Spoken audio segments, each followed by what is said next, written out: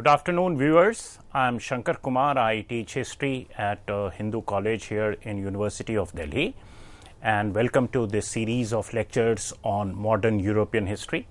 The topic that we would be talking about today is the overview of this syllabus as such, the way it is presented at the undergraduate level of universities across India at the honors level.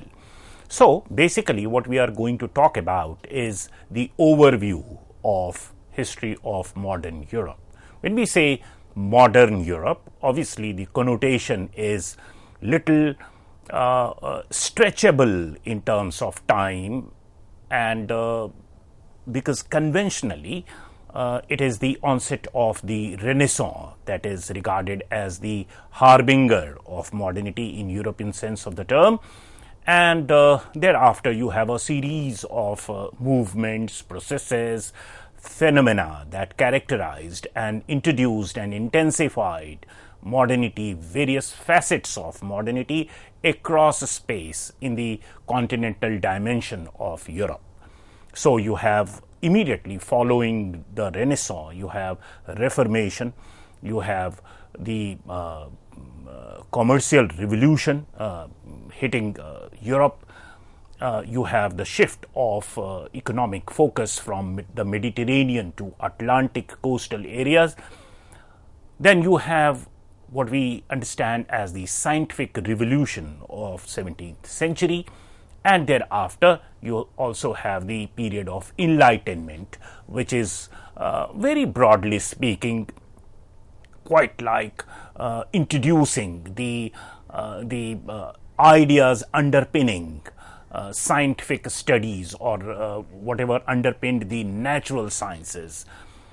Those methods and logic and reasoning were applied to the social domain, to the domain of politics, to the domain of society, to the domain of statecraft. And it is in this context that you have a series of enlightened scholars like Montesquieu, Rousseau, and so forth, who wrote about the social facets, who talked about reason, who applied these terms to statecraft, to social order. They spoke of individuality, they spoke of liberty, they spoke of republics, they spoke of citizenship, and so forth. Right to vote, the divine right of rulership was questioned. The institution of slavery came in for a fair bit of criticism at the ideas level. So that is something that preceded what technically marks the beginning of modern Europe in syllabus terms. And so far whatever we discussed is part of the early modern Europe, and modernity is said to have begun in technical sense of the term with phenomena like the Industrial Revolution of the 1780s in England, where that's when it began. 1770s, 1780s, 1790s are the initial decades where mechanization of several sectors of economy, particularly like the textile, the steel, iron steel industry, and also the mining or the coal industries took place. And thereafter, of course, it spread to other sectors of economic production and also other areas of Europe, so much so that by the middle of the 19th century, all the major European big countries like France and Germany, alongside, of course, England, got fairly industrialized. And thereafter, in various waves, it spread to other areas of Europe. Alongside this, we have the iconic French Revolution, and it is this Industrial Revolution alongside the French Revolution that triggered in 1789 that marks the beginning of what technically we understand as the modern Europe. So today's discussion would be around that, and I am indebted to the syllabus made by my own university where I teach, the University of Delhi, and I have made use of, in fact, I have borrowed the syllabus of the Delhi University to present to you the canvas that is supposed to be covered when we sit down to study modern Europe. So, if we regard 1789, which is the time when French Revolution ushered, as the beginning of this period, 1789 to the end of the Second World War, as the modern period, then obviously for the convenience of students as well as fair bit of homogeneity in terms of the critical concepts and processes that we have to cover, the first time bracket that we tend to use is the time bracket of 1789 to 1850, that is the middle of the 19th century.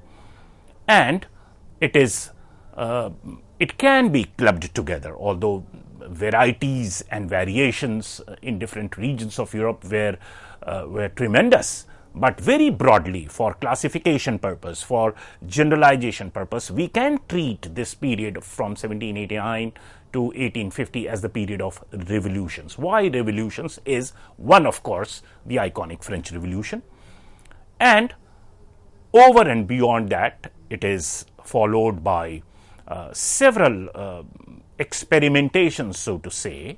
The republic that was set up by the revolutionaries in France couldn't quite continue unhindered all through the 19th century. So there are relapses to monarchy, relapses to dictatorial empire making by Napoleon, and thereafter again coming back to some kind of a republican experimentation, so much so that France had to undergo 3 phases of republican formations all across its history of 19th century.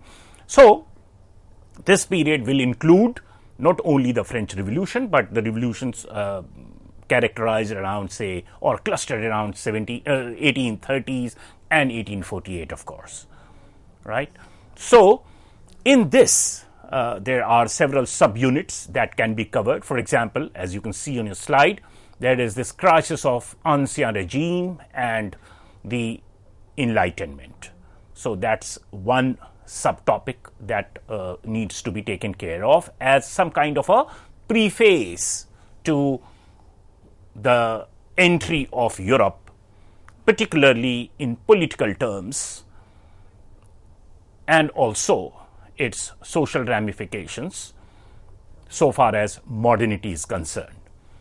The second would be the phase of the French Revolution itself. So 1789 to 1799, this is like before the beginning of Napoleon's era. So this is the stretch of the French Revolution across the 3 stages. Right, the first stage, of course, all of us know, is the constitutional stage. It's a very incremental approach to change, brought at the behest of the third state, but the upper echelons of the third state. Whereas from 1792 onwards, the French Revolution enters into the second phase, which is the phase of, you can say, radicalism. Some characterize this as the reign of terror, right? So 1792 to 93, 94 is the reign of terror. That's when the constitutional approach to formation of a republic was put aside, and it were the people on the streets, on the Parisian streets, who took over alongside the rumblings in countryside at the behest of the peasants. So that was a brief experimentation with some kind of a radical approach when France was at war with its neighboring states, and it called for a very radical departure from past. That, of course, took its toll in terms of eliminating, through its own means, guillotining of the entire battery of leadership that the French Revolution had produced, to the extent that by 1795 the French Revolution entered its third stage, which is referred to as the Directory stage, where the executive power was vested in a directory manned by 5 members drawn from diverse background. And it is this phase that ultimately led to the requirement, the change in circumstances led to the requirement of some kind of a leader who could, who's popular, all right, but who could, exercise fair degree of control from the top. But he's popular as well.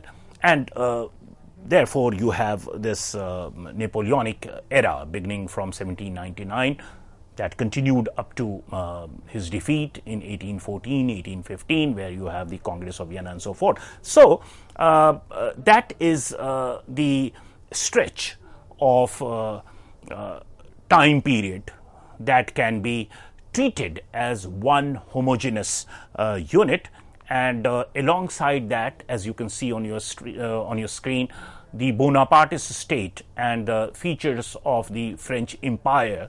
So the entire phase of ruleship, the empire building, and several measures introduced at the behest of Napoleon can be studied as one unit from 1799 to 1814. And thereafter, the Congress of Vienna happens, which is like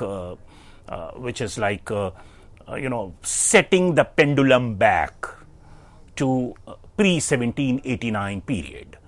And when we say pre-1789 period, that means that the political map of Europe was sought to be restored back to the way it existed before the onset of the French Revolution. What does it mean? It means that the conservative segment of the society, the conservative section of the society, were of course dormant and kept beneath the carpet in the name of liberal and progressive changes, but they were not done and dusted. They came back, and modernity, with all its promises of liberty, republicanism, citizenship, suffrage, and so forth, and also distribution of property or limiting of voting rights on the basis of private property and so forth, had its limits. They were, to begin with, not that luring for any and everyone.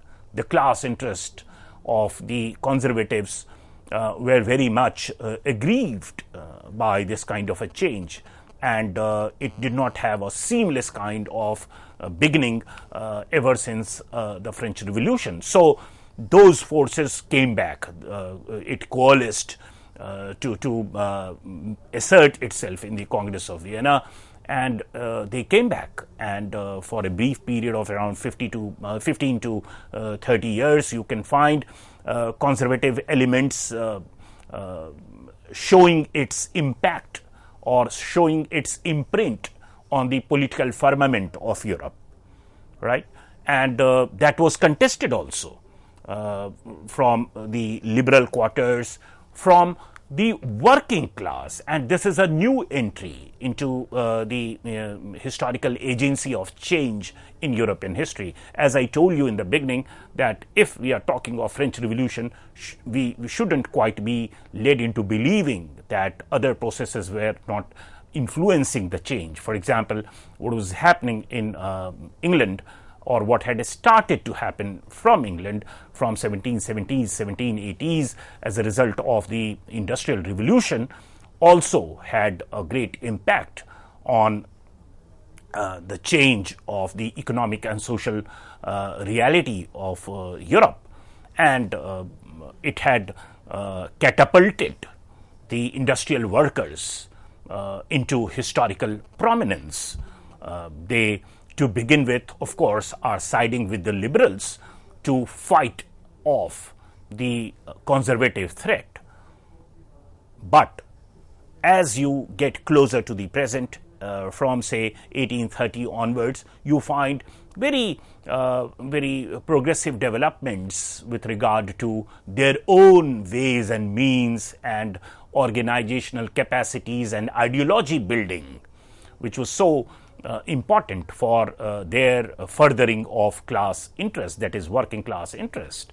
So you have new methods like general strikes and so forth, or shutting down of factories and demands, or you have Chartist movements and so forth. So you have a series of events and methods and processes that characterized the period between 1830 to 1850, and that is better captured through the insertion of the working class, the idea of socialism.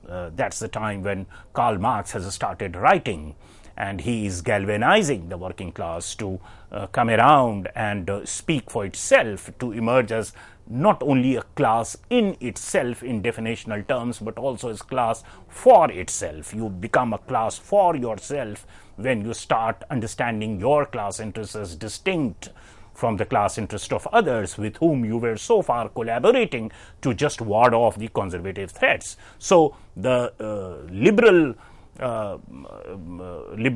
you can say, assertion that so far was getting some kind of a buttressing from the working class is now up for a challenge. And the second half of the 19th century is more about liberalism versus working class, or it is the bourgeoisie, industrial bourgeoisie versus the working class, because by now the ramifications of industrial revolution have surfaced.